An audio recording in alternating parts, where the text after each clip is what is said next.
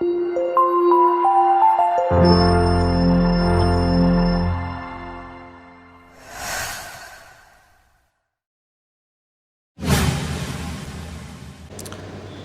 बच्चों, my self Raghuraj Singh. आज 100%, 100 क्योंकि आप लोग कहेंगे सर वेक्टर ही नहीं ख़त्म हो रहा।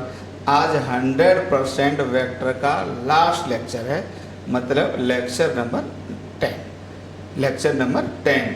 आज हम पिछले क्लास वाले लेक्चर को ही कंटिन्यू करेंगे और उसी जगह से आगे पढ़ाना स्टार्ट करेंगे।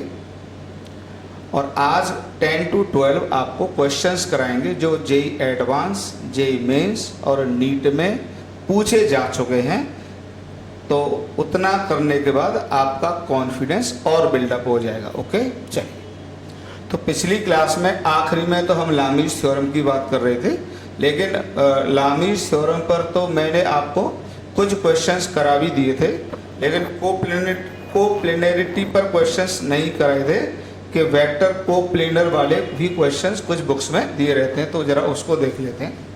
तो देखिए, कोप्लेनरिटी ऑफ 3 वेक्टर्स, यही तक पढ़ना है, 4 वेक्टर पे जाना भी नहीं है। अच्छा, आपको ये तो मैं बहुत अच्छे से समझा चुका था कि 2 वेक्टर तो हमेशा एक प्लेन में होते हैं, ठीक है। ये सारी बातें पिछली क्लास में बहुत डिटेल हो चुकी हैं। तो 3 वेक्टर की कोप्लेनरिटी को टेस्ट करने के 2 मेथड होते हैं। एक मेथड में डिटेल में पिछली क्लास में बता चुका हूँ, उसका क्वेश्चन भी करा दिया था, लेक्चर नंबर 9 को देख लेना। तो ये होता था लीनियर डिपेंडेंसी मेथड। और यहाँ पर हम ये कहते थे कि अगर कोई भी 3 वेक्टर, ये ए वेक्टर, ये बी वेक्टर, कोई भी 3 वेक्टर, ये सी वेक्टर अगर एक प्लेन में हैं, तो इनसे हम 100% एक ट्रायंगल फॉर्म करके तीनों के रिजल्टेंट को 0 कर सकते हैं। पर सभी में कोई न कोई स्केलर मल्टीप्लाई करते हैं या नहीं करते हैं, लेकिन कर सकते हैं। ओके, तो आंसर क्या था, ये बताया था λ1 a plus λ2 b vector plus λ3 c vector equal to 0। यहाँ पर मैंने आपको कंडीशन भी बताई थी कि λ1, λ2, λ3 साइमल्टेनियसली 0 नहीं हो सकते और कोई 2 भी एक साथ 0 नहीं हो सकते। ये ज़्यादातर मैथ में यूज होता है। ओके, किस में होता है, मैथमेटिक्स में इसके काफ़ी क्वेश्चंस रहते हैं। पर फिजिक्स में मेथड 2 के बारे में हम फोकस करते हैं, उस पर बेस्ड ज़्यादा क्वेश्चन होते हैं। मेथड 2 में होता है, मेथड 2 को कहते हैं हम बॉक्स मेथड। बॉक्स मेथड में क्या करते हैं कि अगर 3 वेक्टर, देखिए आप इतना जानते होंगे, कोई भी पैरेललोपाइप्ड होता है, ये पढ़ा भी चुके हैं आपको। अगर मान लो इसको कहते हैं पैरेललोपिप्ड, ओके, पैरेललोपिप्ड। अगर मान लो एक ये वेक्टर है, एक वेक्टर बी ये है और वेक्टर सी ये है, तो इसके जो वॉल्यूम का फॉर्मूला होता है, इसके वॉल्यूम का फॉर्मूला होता है बच्चों ए क्रॉस बी डॉट सी। ये मैथ वाले पढ़ाएंगे, ये वॉल्यूम ऑफ, ठीक है, वॉल्यूम होता है इसका वॉल्यूम होता है। ओके, इसको हम कहते हैं वॉल्यूम ऑफ पैरेललोपिप्ड, और इसको कहते हैं स्केलर ट्रिपल प्रोडक्ट। क्या कहते हैं, स्केलर ट्रिपल प्रोडक्ट।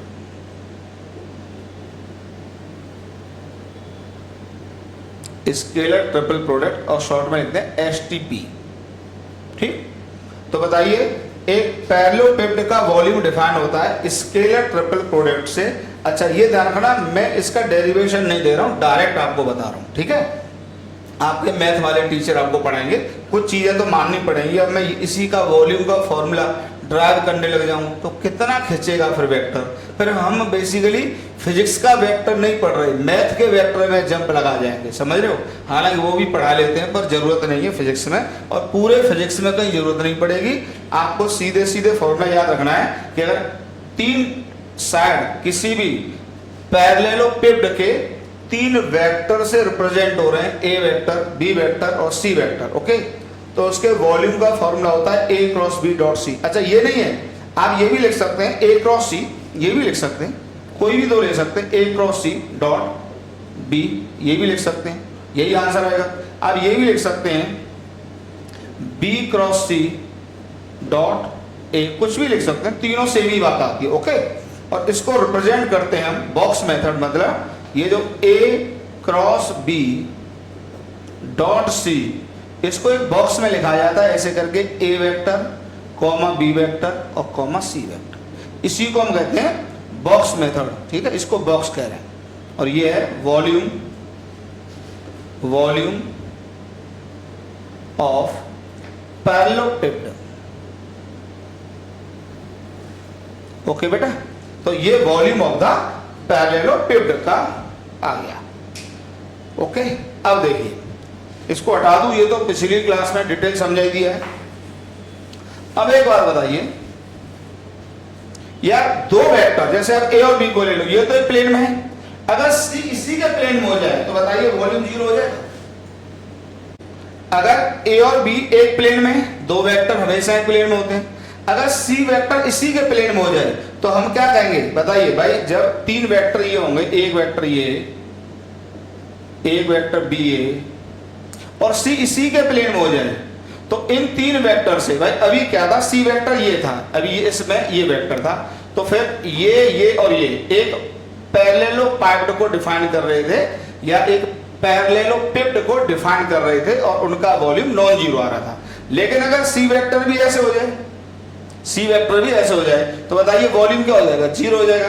तो आप इसके वॉल्यूम को क्या लिख सकते हो, जीरो लिख सकते हो, ठीक है। तो फिर अच्छा, दूसरा तरीका क्या होता है, कैसे डिफाइन कर सकते हैं, देखो ऐसे, अगर ये तीनों एक प्लेन में हैं, ध्यान से सुनना, तीनों एक प्लेन में हैं, एक जैसे ये, एक ये और एक ये, तो बताइए अगर मैं ए क्रॉस बी ले लूं, ए क्रॉस बी, तो ए क्रॉस बी क्या इधर होगा, बिल्कुल होगा। तो ए क्रॉस बी इस प्लेन के परपेंडिकुलर होगा, और उस परपेंडिकुलर वेक्टर का सी के साथ डॉट लेंगे तो आंसर जीरो आएगा, क्योंकि C vector A cross B के क्या होगा, परपेंडिकुलर, और दो परपेंडिकुलर वेक्टर्स का डॉट प्रोडक्ट हमेशा जीरो आता है। तो आप उसके बिना भी कह सकते हैं कि उसकी जरूरत भी न करें, तो हम डायरेक्ट भी कह सकते हैं कि अगर ए क्रॉस बी, ठीक, ये वेक्टर डॉट आप लेते हैं सी, ये जीरो आएगा इफ या ऐसे लिख सकते हो, if a vector comma B vector and C vector are in same plane, are in the same plane. अगर ये तीनों के तीनों एक ही प्लेन में, तो फिर आप ये लिख सकते हैं A cross B dot C vector equal to zero, और इसी को फिर हम ये लिखते हैं ए बी वेक्टर और C vector equal to zero, okay. चलिए पॉज करके इतना उतारिए पॉज करके इतना। अब जरा मैं आपको इसके कैलकुलेशन दिखाता हूं, ठीक। तो ये कंडीशन आ गई, ये आ गई box condition of three vectors to be coplanar, box condition of three vectors to be coplanar, इसको कहते हैं बॉक्स कंडीशन या box method for three vectors to be coplanar, ठीक है बेटा। तीन वेक्टर्स कोप्लेनर तब होंगे जब इनका स्केलर ट्रिपल प्रोडक्ट, इसको कहते हैं एसटीपी, स्केलर ट्रिपल प्रोडक्ट। अच्छा, अब जरा इसको कैलकुलेट करते हैं, तो लिखेंगे हेडिंग कैलकुलेटिंग एसटीपी। एसटीपी को कैसे कैलकुलेट करेंगे, लेट ए वेक्टर ले लिया हमने A1i A2J A3K cap. B vector ले लिया B1I B2J प्लस B3K और C वेक्टर हो गया C1I C2J C3K। वैसे मैं आपको पहले ही आंसर बता दूं कि A cross B dot C का जो आंसर आता है 3 वेक्टर का, ये डिटर्मिनेंट लगा लो, पहले याद कर लो, क्योंकि क्वेश्चंस में आपके यही काम आना है, बाद बाकी मैं प्रूव कर दूंगा। ठीक है, पहले याद कर लो कि अगर ये कैलकुलेशन करना है आपको तो हम क्या करते हैं, A क्रॉस B, तो पहले A के कोफिशिएंट लिख दो, ये आ जाएंगे A1 फिर A2 फिर A3, ठीक। फिर B के कोफिशिएंट लिख दो B1 B2 B3, ओके। फिर इसके कोफिशिएंट लिख दो C1 C2 C3। ये मेथड होता है। आपको ये डिटर्मिनेंट एक्सपेंड करना बहुत डिटेल सिखा चुका हूं। अगर प्रूव करना हो तो प्रूव कर सकते हैं। आप क्या करना, A cross B find out करना, उसमें डॉट लेना और इसको कैलकुलेट कर लेना। आप ये देखोगे कि लेफ्ट हैंड साइड बराबर राइट हैंड साइड, तो वहां से ये मेथड प्रूव हो जाता है। और फिजिक्स की क्लास होने की वजह से मैं कहूंगा आप इसको सीधे याद कर लो, प्लीज यार, डायरेक्ट याद कर लो। प्रूव करने में कुछ भी नहीं है। आप A क्रॉस B कैलकुलेट करोगे, फिर C से डॉट लोगे तो यही आंसर आ जाएगा। अगर मैं मैथमेटिक्स पढ़ा रहा होता तो सर्टेनली प्रूफ भी बताता, पर यार फिजिक्स की क्लास में 110% जरूरत नहीं है। जरूरत है तो इस बात की कि 3 वेक्टर का स्केलर ट्रिपल प्रोडक्ट को कैसे फाइंड आउट करते हैं। ये डिटर्मिनेंट मेथड होता है। ये क्या होता है, डिटर्मिनेंट मेथड। चलो पॉज करके उतारिए पॉज करके। इस पे क्वेश्चन करते हैं। यही एग्जाम में यूज होता है वेक्टर्स के क्वेश्चंस में। देखो जरा एक क्वेश्चन कराता हूं।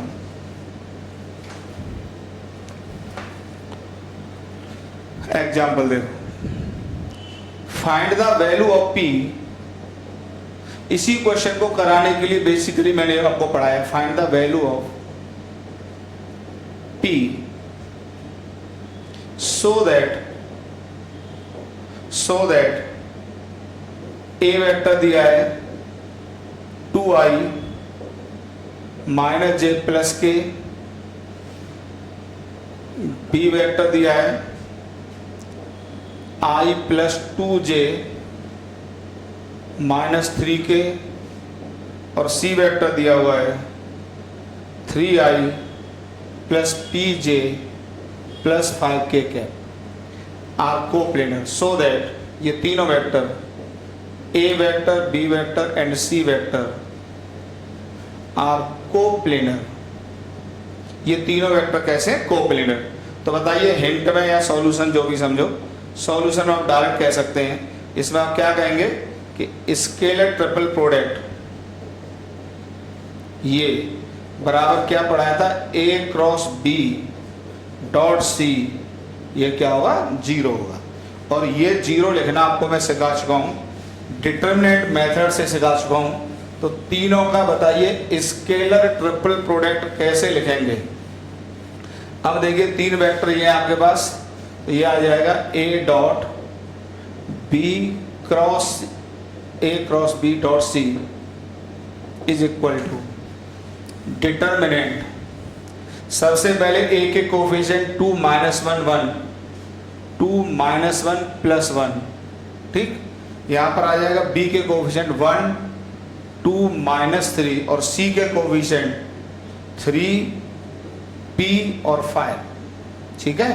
अब आप इसको ओपन कर लीजिए, इस रो के अलाउंग कर लीजिए, तो बता चुका हूं प्लस से लगाते हैं, फिर माइनस फिर प्लस, ठीक। तो यहाँ आ जाएगा 2। अब जब ये और ये हटाएंगे तो क्या बचेगा, 10 प्लस 3P, यह माइनस है तो माइनस माइनस का हो जाएगा प्लस, ये हटेगा 5 और प्लस 9, ठीक। फिर इसके अबाउट खोलेंगे +1, ये हटेगा P minus 6 and this is equal to 0। जरा कर लीजिए, यहाँ से कितना आ जाएगा, ये आ जाएगा 20 प्लस 6P प्लस 9 प्लस 5 14, वहाँ से आ जाएगा प्लस P माइनस 6 बराबर 0। देखिए जरा 6 और ये आ जाएगा 7p and this is equal to, उधर जाके कितना हो जाएगा जरा देखिए, 7p ये आ जाएगा, यहाँ इसमें से घट के कितना 8, ये आ जाएगा -28, तो p बराबर -28/7। This is the answer. Pause करके उतारो आराम से।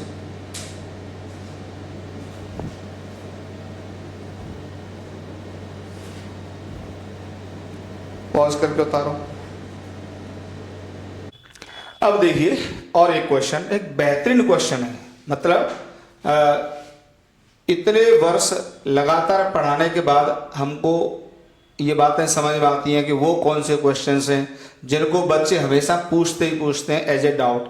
तो उनमें से ये भी क्वेश्चन है जो बच्चे हमेशा एज ए डाउट पूछते हैं। तो जो क्वेश्चंस बच्चे मुझसे एज ए डाउट पूछते रहें वही क्वेश्चन मुझे लगता है डिस्कस कर देने चाहिए।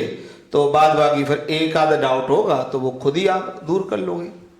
कह रहा है how many minimum number of coplanar vectors. सबसे पहले तो तीनों चारों जो भी ले रहे हैं कोप्लेनर ले रहे हैं, हैविंग डिफरेंट मैग्नीट्यूड, और मैग्नीट्यूड कैसे उनके different, can added to give zero resultant.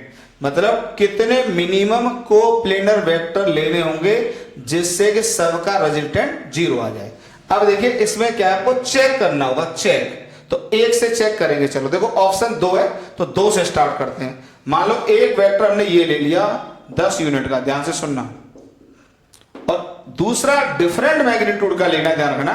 तो डिफरेंट मैग्नीट्यूड का अगर मान लो जो भी ले ले पर 10 नहीं हो सकता, मान लो 11 यूनिट ले लिया, तो क्या इनका रिजल्टेंट किसी भी तरीके से जीरो हो सकता है? मैं कह रहा हूं नहीं हो सकता। देखो कैसे नहीं हो सकता, या 12 लिख लो चलो, क्योंकि जीरो करने के लिए आप एक वेक्टर को ये लेंगे दूसरे को ये लेंगे। देखो अगर दोनों के मैग्नीट्यूड बराबर होते, इसका भी 10 होता इसका भी 10 होता, तो आंसर जीरो आ जाता। तो अगर यहां पर आता कि डिफरेंट होता ही नहीं, कुछ भी कंडीशन ना दी होती, तो इसका आंसर 2 हो जाता, क्योंकि एक वेक्टर ऐसे होता और दूसरा सेम मैग्नीट्यूड का आप ऐसे रख लेते तो रिजल्टेंट जीरो आ जाता, तो आंसर हो जाता।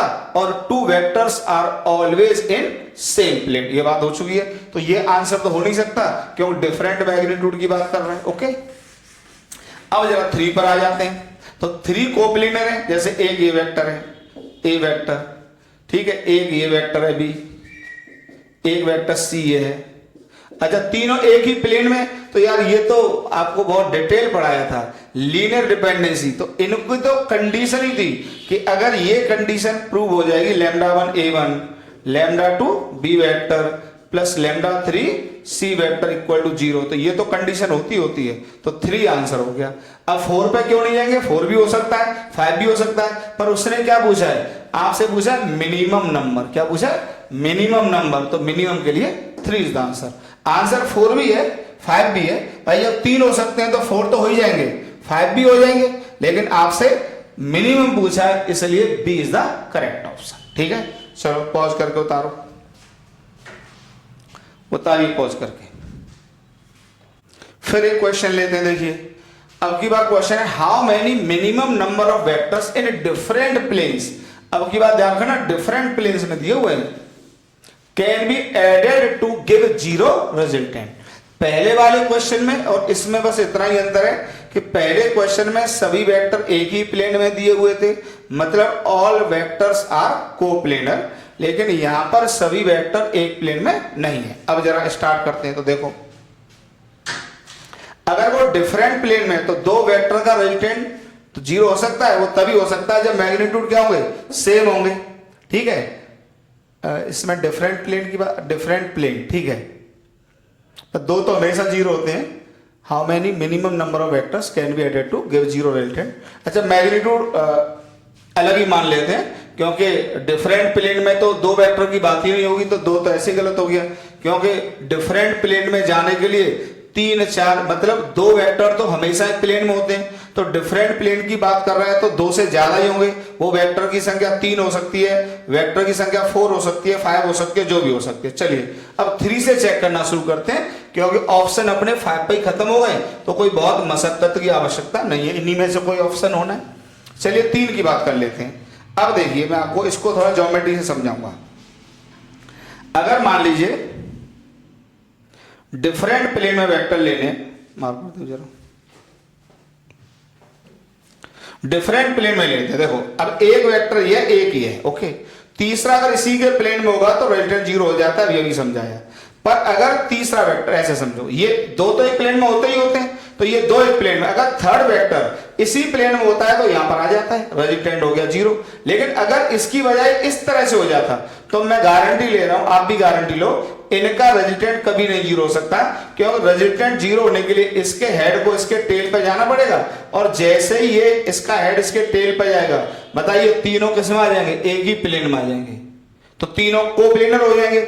जबकि हमसे क्या कहा गया है कि तीनों, चारों, पांचों जो भी वेक्टर हैं वो कैसे, नॉन कोप्लेनर, मतलब डिफरेंट प्लेन्स में। तो ये तीन तो संख्या हो ही नहीं सकती, तो तीन, यार आप 3 ले लोगे तो ये अलग हो गया ना, ठीक है। लेकिन एक बात बताइए, इसी में जरा आओ, आइए देखो, अब ये 3 जैसे मैंने थर्ड ये लिया, पकड़ो इसको, थर्ड ये लिया, अगर देखिए फोर्थ वेक्टर और होता तो क्या ऐसा बना सकता था मैं, बिल्कुल बना सकता था। जैसे ही फोर्थ वेक्टर होता तो अब इस वेक्टर के हेड से यहां के टेल को मैं जॉइन कर सकता था, तो 4 वेक्टर तो हो जाएगा। अच्छा, 5वां भी हो जाएगा, क्योंकि एक ऐसे ले लेते फिर एक यहां जोड़ सकते थे, तो 5, 6 सब के सब पॉसिबल हैं। पर हमसे पूछा गया मिनिमम नंबर, तो देखो यार पहले सुन लो, 3 अगर मिनिमम होते तो एक ही प्लेन में होते, जैसे ये प्लेन चेंज किया तो एक वेक्टर और चाहिए हमको एक क्लोज पॉलीगन बनाने के लिए, तो यहां पे जाएगा, तो मिनिमम संख्या कितनी आ जाएगी, 4 आ जाएगी। अगर ये वेक्टर ऐसे होता तो एक और चाहिए होता, तो संख्या क्या होती, 5 होती। पर मिनिमम कितने में हम इस क्वेश्चन को कंप्लीट कर पाएंगे, 4 में कर पाएंगे, तो आंसर क्या हो गया, 4 हो गया। तो यार इसका डिस्कशन थ्योरेटिकली था, तो आंसर इसका 3 नहीं हुआ, 4 आंसर होगा। क्लियर? चलिए पॉज करके उतारो। अब देखिए ये वेक्टर का क्वेश्चन जेईई एडवांस 2018 में आया है, एडवांस का क्वेश्चन है, और आप ये देखेंगे कितना आसान है, बिल्कुल भी कठिन नहीं। पर अगर किसी के वेक्टर के कॉन्सेप्ट क्लियर नहीं है तो मैं गारंटी ले रहा हूं एग्जाम में जाके कॉन्फिडेंस ही नहीं आएगा कि इसमें हाथ भी आजमाई जाए, ठीक है। देखिए 2 वेक्टर्स, ए वेक्टर दिया ए आई और B vector A cos omega T I, A sine omega T J. यहाँ पे बी वेक्टर टाइम का फंक्शन दिया हुआ है। ये सब चीजें बड़ी नॉर्मल होती हैं, कठिन नहीं होती हैं, आराम आराम से करते हैं। Where A is a constant and omega equal to π/6, यहाँ पर जो ओमेगा कांस्टेंट है उसकी वैल्यू कितनी दी है, π/6 रेडियन पर second. If A plus B vector का मैग्नीट्यूड बराबर √3 times A vector minus B vector का magnitude at time T equal to tau. असल में क्या है कि जब ये कैलकुलेशन करोगे और ये कैलकुलेशन करोगे तो वो भी टाइम का फंक्शन आएगा, क्योंकि b में टाइम है तो a प्लस बी भी टाइम का फंक्शन होगा और a माइनस बी भी टाइम का फंक्शन होगा। तो किसी टाइम पर ऐसा हो पा रहा है, किसी टाइम पर ये बराबर ये है, ओके, तो वो टाइम फाइंड आउट करना है फॉर द फर्स्ट टाइम। अच्छा, उसके भी बहुत सारे सॉल्यूशन आ रहे होंगे, अभी देखते हैं तब समझ में आएगा। तो पहली बार जो पहला सॉल्यूशन आएगा, then find the value of tau, तो टाउ की वैल्यू फाइंड आउट करनी, कुछ भी नहीं है, जो दिया है वो करते हैं। चलिए जो दिया है करते हैं, इसको हटा दें यहाँ से, ठीक है, ये हटा लेते हैं, फिर जो लिखा है उसको कर देते हैं, ठीक है। ओमेगा की वैल्यू π/6 दी है, ये हमको पता है, यहीं से स्टार्ट करते हैं। ओमेगा की वैल्यू π/6 दी है, ओमेगा इक्वल टू π/6, ओके। चलिए a प्लस बी डायरेक्ट निकाल लो मॉड, अब इसको जोड़ दो। अब पता आई का आई के साथ जुड़ता है तो क्या आएगा, a plus A cos omega T I cap plus A sine omega T J cap का mod, and this is equal to √3 times mod A minus B. इसमें से घटाइए तो ये आएगा a minus A cos omega T I cap minus A sine omega T J cap, okay. दोनों तरफ क्या कर दो, स्क्वायर कर दो। पहले इसका मैग्नीट्यूड लिख लो, क्या आएगा बताइए इसका मैग्नीट्यूड, इसको तो घटा ही दूं, यही लिख देता हूं मैग्नीट्यूड, क्या आएगा अंडर द रूट इसका स्क्वायर प्लस इसका स्क्वायर, यह आएगा a plus A cos omega T का square plus A sine omega T का स्क्वायर बराबर अंडर द रूट इसका स्क्वायर प्लस इसका स्क्वायर, यहां पर क्या आ जाएगा, ये तो √3 है ही, a minus A cos omega T का square plus a sine omega T का स्क्वायर। ठीक, इसको भी हटा देते हैं। ठीक है, लिखते चलो, एकदम आसान है। इसका दोनों तरफ स्क्वायर कर देते तो देखो क्या आ जाएगा, a square 1 plus cos omega T का square plus a square sine square omega T plus a square 1 minus cos omega T का square plus a square sine square omega T. ठीक, और यहाँ पे कितना था 3, तो ये 3 हो जाएगा। अब देखो a तो सब में से चला गया, a स्क्वायर सब में है, चला गया, कोई दिक्कत नहीं। ठीक, अब इसको जरा ओपन कर लीजिए, ये आ जाएगा 1 plus cos square omega T plus 2 cos omega T plus sine square omega T is equal to 3 minus plus 3 cos square omega T minus 6 cos omega T plus sine square omega T. Okay, sine square omega T से चला गया।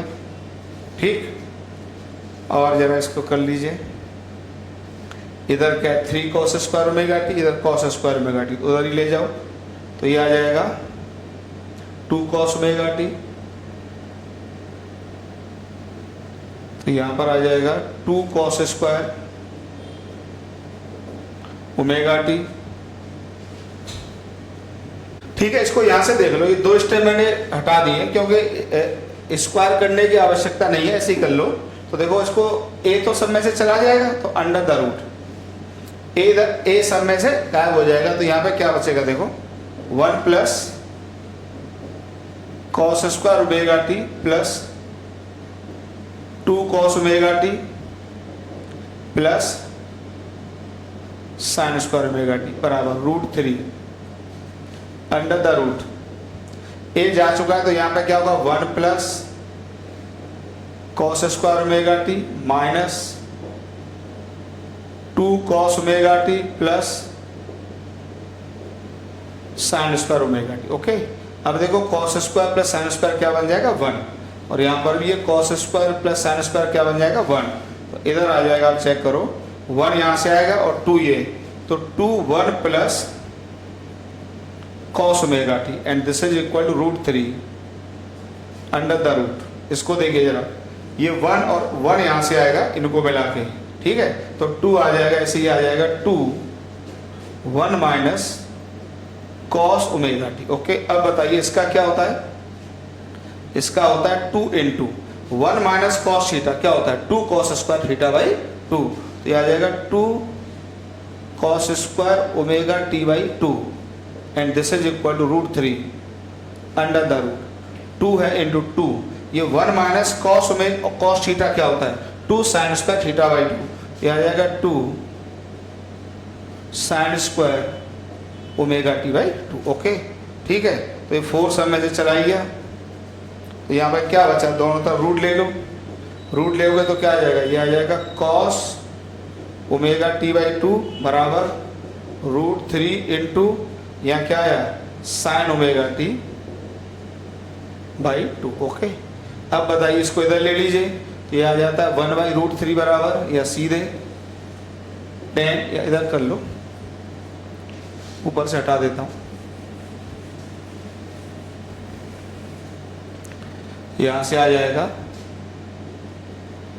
10 omega T by 2 बराबर 1 by √3। अब देखिए यार, ये trigonometric equation है, एक ट्रिग्नोमेट्रिक इक्वेशन है, और ट्रिग्नोमेट्रिक इक्वेशन के बहुत सारे सॉल्यूशन होते हैं, इनफाइनाइट सॉल्यूशंस होते हैं, सब जानते हैं, पर हमको कौन सी वैल्यू चाहिए जो सबसे छोटी हो, क्योंकि पहली बार ऐसा करना है। तो बताइए फर्स्ट सॉल्यूशन बताइए क्या होगा, फर्स्ट सॉल्यूशन होगा ओमेगा टी बाई 2 बराबर, ये बताइए क्या π/6 होगा पहला सॉल्यूशन।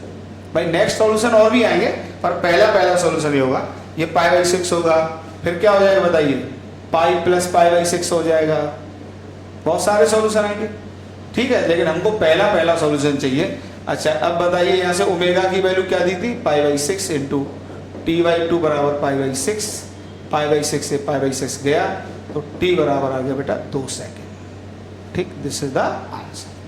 पॉज करके उतार लो आराम से। देखिए ये क्वेश्चन जेई 2017 का क्वेश्चन है। क्या क्वेश्चन है देखिए जरा। 3 वेक्टर दिए हुए हैं, एक वेक्टर यहाँ से p वेक्टर, ये पॉइंट ए है, आराम से समझो। एक वेक्टर q दिया हुआ है, ये है, और एक वेक्टर r दिया हुआ है। मतलब ये ट्रायंगल बना रहे हैं तीनों, ये प्लस ये बराबर ये तो लिखा ही जा सकता है। ठीक है, ये तो लिखा ही जा सकता है। क्या जो दिया है वो लिख रहा हूं, p vector plus r vector बराबर q वेक्टर। ठीक है, क्यों एक वेक्टर ये दिया है, एक ये दिया, एक ये दिया है। r वेक्टर पूरा a से b वेक्टर r ये दिया हुआ है। ओके, ठीक, ध्यान से सुन लो। ठीक, 3 vectors p q r are given, let s be any point on the vector r। अब यहाँ पे एक s पॉइंट लिया हुआ है, s पॉइंट। ठीक है, s पॉइंट लिया हुआ है, ये कोई s पॉइंट है। ठीक है, अब अच्छा s point, okay, s be any point on the vector r, the distance between the point a and s is b times magnitude of r vector। मतलब यहाँ से यहाँ तक की जो दूरी दी है, मतलब as, तो देखो मैंने लिखा है as बराबर b times mod of root mod of vector r, ये दिया हुआ है। तो as की दूरी आपको दे दी, मतलब अगर ये पूरा वेक्टर r है, ठीक, तो ये जो यहाँ से यहाँ तक की जो लेंथ दी है वो दी है b मॉड r। ओके, ठीक है। Find the relation among p q r, तो p q r वेक्टर में रिलेशन निकालना है। तो ऐसे क्वेश्चंस में कुछ भी नहीं होता है, ये सब ट्रायंगल लॉ से होते हैं। देखिए क्या, एक रिलेशन तो आपके पास है ही है। अच्छा, तो s वेक्टर, अगर s वेक्टर लिखना है तो s वेक्टर ये लिखोगे, ये होगा s वेक्टर। अच्छा s वेक्टर, अगर s वेक्टर को क्या लिख सकते हो, देखो ध्यान से, s वेक्टर इक्वल टू, इस वेक्टर को लिखना है तो क्या ये प्लस ये, तो आपको as वेक्टर चाहिए होगा यहाँ पर, तो आप इसको लिख सकते हैं p vector plus as vector. Okay, अच्छा s vector is equal to p vector अपनी जगह प्लस as। अब as वेक्टर को क्या लिख सकते हो, अलग से देख लेना, अलग से देख लेना, अलग से देख लेना, यहीं पर मैं समझा देता हूं। इसको हटा दो, क्वेश्चन को पॉज करके लिख लिया होगा। देखो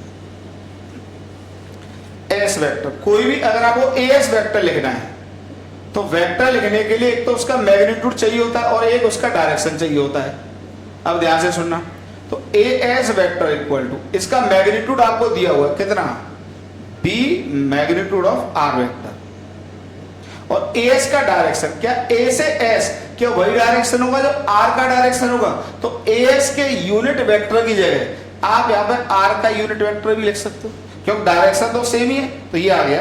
अब जरा देखिए, A S vector equal to B R vector का मॉड, और आर के यूनिट वेक्टर को क्या लिख सकते हो, R vector divided by R का मॉड, और ये से चला गया तो ए एस वेक्टर हो गया बी आर वेक्टर। ठीक, बी टाइम्स आर वेक्टर, तो आप इसको क्या लिख सकते हैं, बी टाइम्स आर वेक्टर। और आर वेक्टर को आप यहां से क्या लिख सकते हैं बताइए, आर वेक्टर को लिख सकते हो Q vector minus P vector. ये आप यहां पे पुट कर दीजिए, तो S vector equal to P vector plus B times R vector हो जाएगा Q vector minus P vector. तो S vector equal to P vector plus B Q vector minus B P vector. P इसमें से common ले लीजिए, यह आ जाएगा 1 minus B P vector plus P Q vector. This is the answer. Okay, तो कौन सा ऑप्शन मैच करेगा, थर्ड सी, ये इसका करेक्ट हो गया। कोई खास कठिन क्वेश्चंस एग्जाम में नहीं आते। अगर चाहिए होता है मेरे अकॉर्डिंग तो कॉन्फिडेंस कि जो आपने किया है वो आपको आता है। अगर नहीं आता है तो बिल्कुल भी कॉन्फिडेंस नहीं आएगा, और जब कॉन्फिडेंस नहीं होता है तो दिमाग ब्लॉक हो जाता है, एग्जाम में चलता ही नहीं है। ऐसा मेरा एक्सपीरियंस है। बाद बाकी भैया कड़ी मेहनत करो, एक्सपीरियंस तो आएगा मेहनत से। देखिए ये क्वेश्चन एम्स में आया था। The resultant of two forces has magnitude 20 Newton. दो फोर्सेस का रिजल्टेंट 20 न्यूटन है। One of the force is of magnitude 20√3। उनमें से एक फोर्स का मैग्नीट्यूड दिया हुआ है 20√3 newton, and makes an angle 30 degree with the resultant, और रिजल्टेंट के साथ 30 डिग्री का एंगल बना रहे हैं। Then what is the magnitude of other force. जरा देखिए, आराम से करते हैं। देखो चलिए, पहले चाहो तो पॉज करके ट्राई कर लो, फिर आप सॉल्यूशन देख लेना। अब देखिए, एक फोर्स आप ये F1 ये मान लो और एक F2 आप ये मान लो, इनके बीच में जो भी एंगल है थीटा, ठीक, और इनका रिजल्टेंट ये आ गया।